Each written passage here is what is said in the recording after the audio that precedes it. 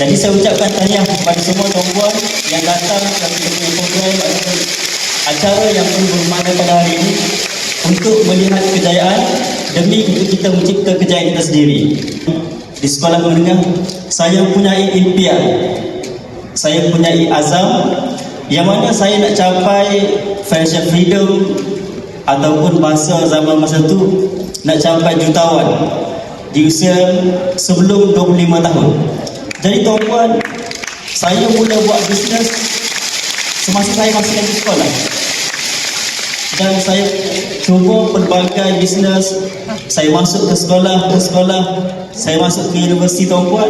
Dan saya masih ingat ada satu masa saya hadir convocation ayah saya. Ayah saya bagi tahu kalau anak-anak tak nak belajar rajin-rajin, biar abang sahaja yang convocation.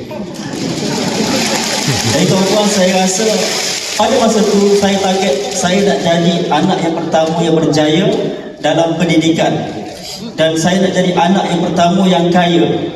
Jadi tuan-tuan, setelah itu saya cari peluang, saya jumpa bisnes Public Gold dan saya buat bisnes Public Gold tuan-tuan semasa saya masih lagi belajar di usia 18 tahun. Dan alhamdulillah dengan bisnes Public Gold saya nampak jalan yang mana inilah tempat yang boleh capai impian saya yang mana saya cari sebelum ini.